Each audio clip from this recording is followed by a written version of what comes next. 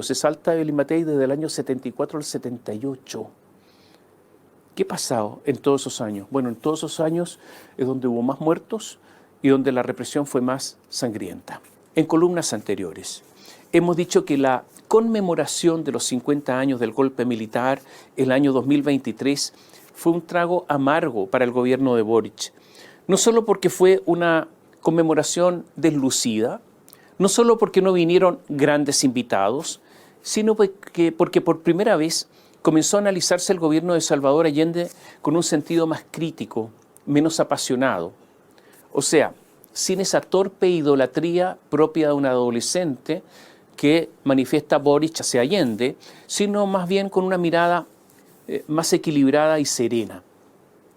En Chile, de 1973, en ese Chile, este era un país no de bandos que eran adversarios, sino de bandos en que en muchos imperaba el odio. Él fue presidente de la OLAS, la Organización Latinoamericana de Solidaridad, y esta OLAS establecía que la lucha armada era la única vía para tomar el poder e instaurar estados socialistas en América Latina y lograr la segunda independencia del continente. Esta organización, que decía que la lucha armada era la única vía para tomar el poder, la lideraba Salvador Allende en 1967. Ese año, 1967, ocurrió que el partido de Allende, que es el Partido Socialista, tuvo un congreso en Chillán.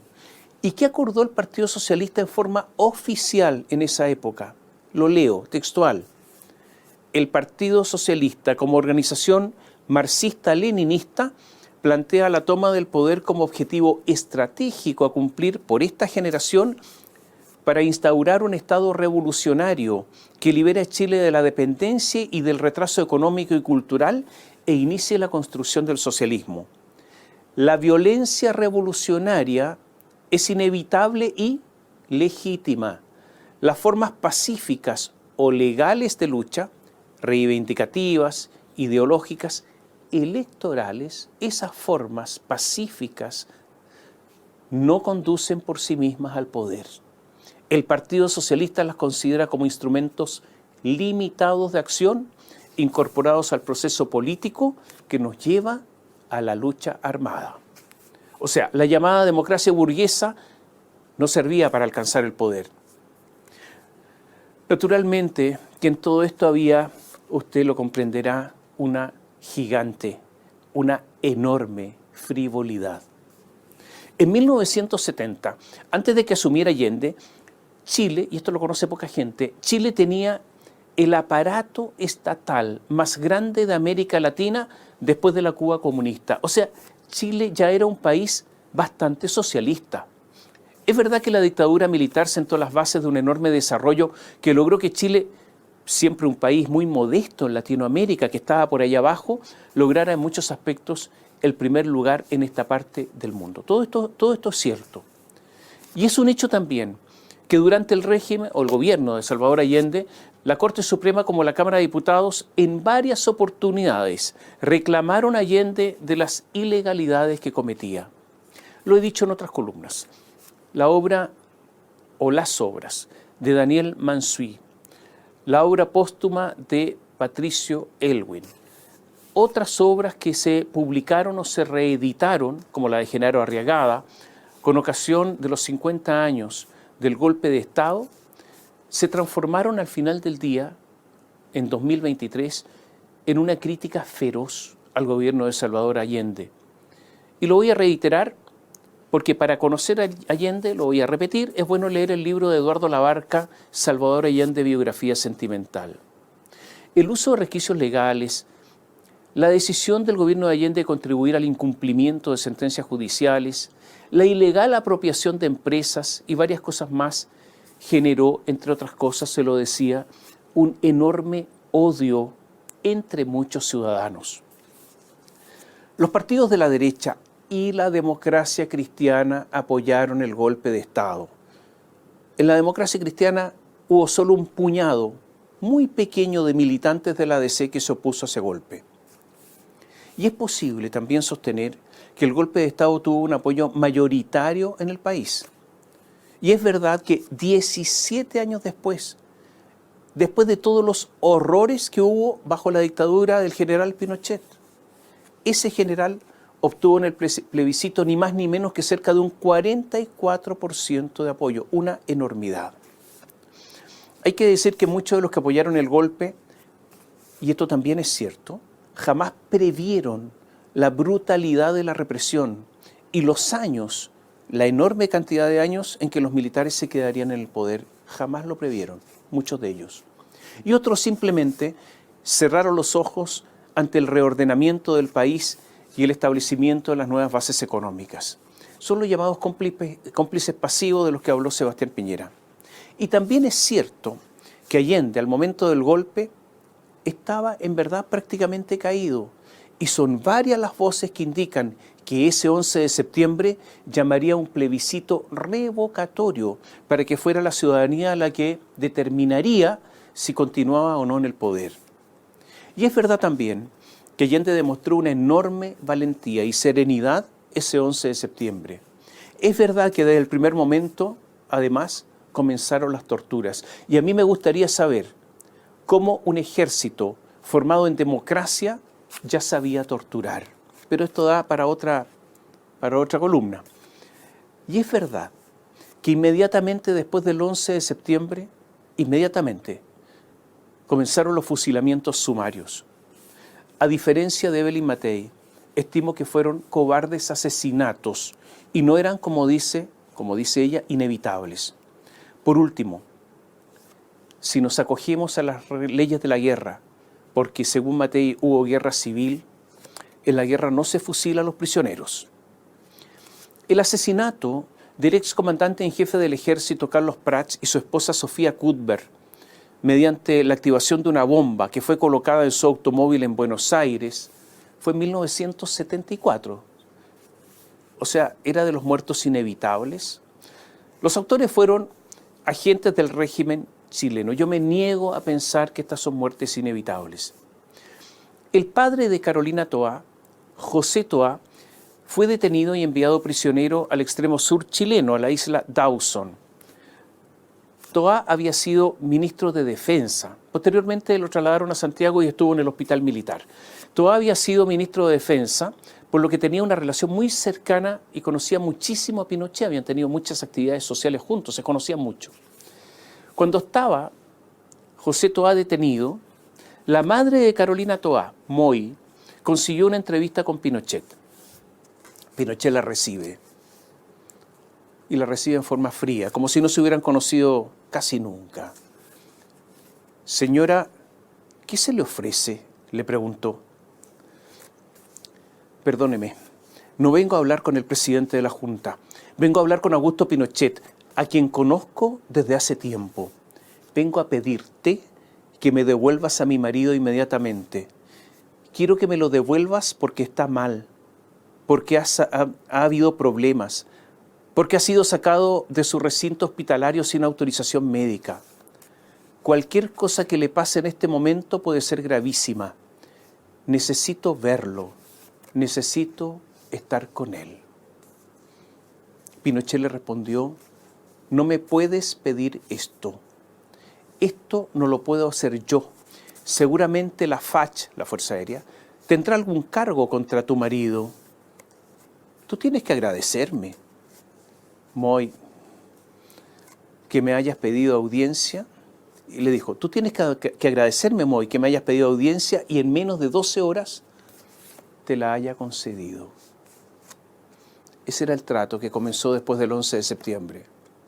José Toá murió en el hospital militar y, según las últimas investigaciones, murió asesinado. En 1975, el dirigente de la democracia cristiana Bernardo Leighton y su esposa Ana Fresno fueron heridos en un atentado en Roma. Ese atentado fue obra de la dictadura chilena. No murieron de milagro y quedaron con secuelas para siempre.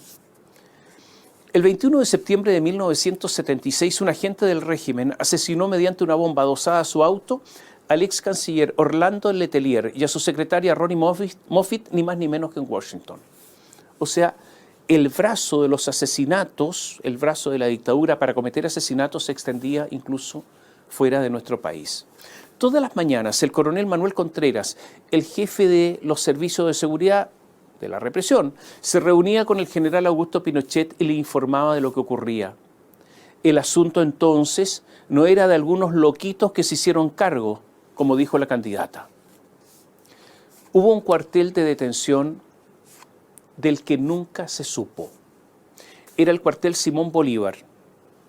¿Y por qué nunca se supo que ese cuartel existió? ¿Por qué nadie habló? Bueno, porque todos los que pasaron por ahí los mataron.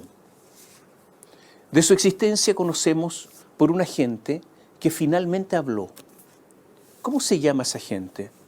Jorgelino Vergara, le dicen el Mocito. Esta historia fue magistralmente contada por el periodista Javier Rebolledo en el libro La danza de los cuervos.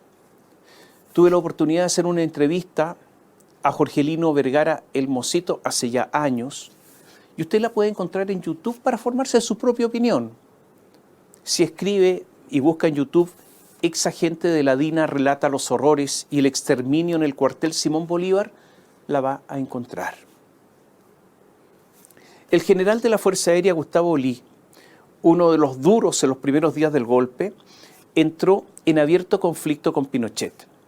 Exigió, Gustavo Lee, un itinerario institucional para volver a la democracia. Y en este conflicto entre Lee y Pinochet, Lee, miembro de la Junta de Gobierno, comandante en jefe de la Fuerza Aérea, la gota que rebalsó el vaso en este enfrentamiento fue una entrevista que otorgó al diario italiano Corriere della Sera. El lunes 24 de julio de 1978, las bases militares de la FACH fueron puestas bajo cerco militar. Fue un día en que se vivió una enorme tensión. El Ministerio de Defensa estaba resguardado con comandos del ejército. Las bases aéreas de Colinas, Cerrillos, del Bosque, eran blanco de un eventual asalto de las tropas del ejército o blanco de la artillería. Ese día, el general Pinochet destituyó al general Gustavo Lee y designó al general Fernando Matei, el padre de Evelyn Matei. Para eso, tuvo que expulsar a 9 generales más antiguos que Matei.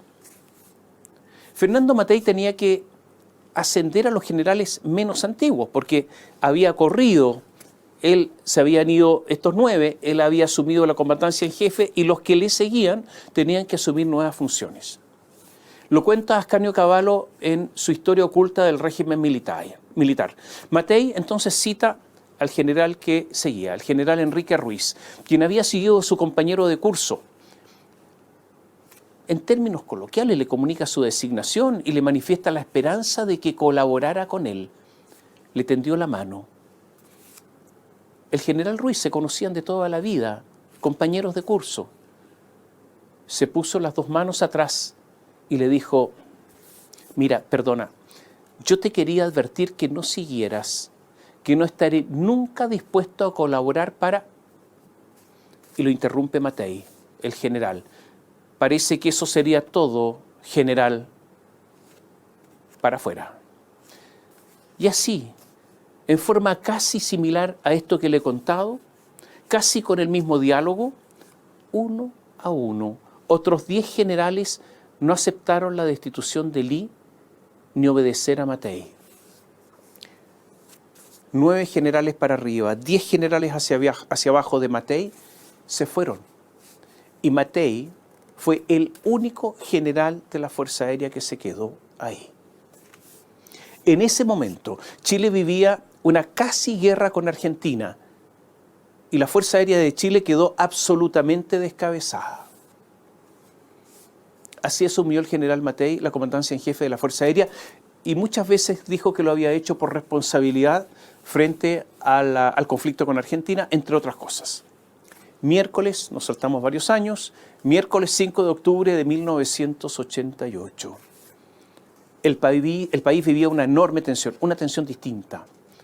Porque ese día, 5 de octubre de 1988, ocurrió el plebiscito en el que Pinochet quería seguir gobernando por otros 8 años. Esa noche, de ese miércoles, el gobierno retenía los resultados. Las calles esa noche estaban desiertas, pero pese a estar desiertas se sentía la tensión en el ambiente. Esa noche, desde la sede de Renovación Nacional, porque era militante de ese partido, Evelyn Matei tomó el teléfono. ¿Y llamó a quién? Llamó a un integrante de la Junta Militar. ¿A quién? A su papá, a Fernando Matei, el jefe de la FACH. Estaba en la comandancia de la Fuerza Aérea y le dijo que el partido, o sea, Renovación Nacional, ahí se decía que había ganado el no. Pinochet citó a los comandantes en jefe. Era la madrugada del día 6, las 0:30. Desde el Ministerio de Defensa, donde estaban los comandantes en jefe de las Fuerzas Armadas, caminan hacia el Palacio de la Moneda en medio de la noche. Caminan en fila y los seguían varios autos de seguridad con las luces encendidas. Eran uno tras otro, ahí iban caminando hacia la Moneda. El general Fernando Matei ve a unos periodistas y cambia el curso de su destino y se acerca a los periodistas y les dice: tengo bastante claro que ganó el no, pero estamos tranquilos. Esa simple declaración fue noticia en todo el mundo. Todo el mundo estaba expectante del plebiscito. Pinochet era un personaje mundial.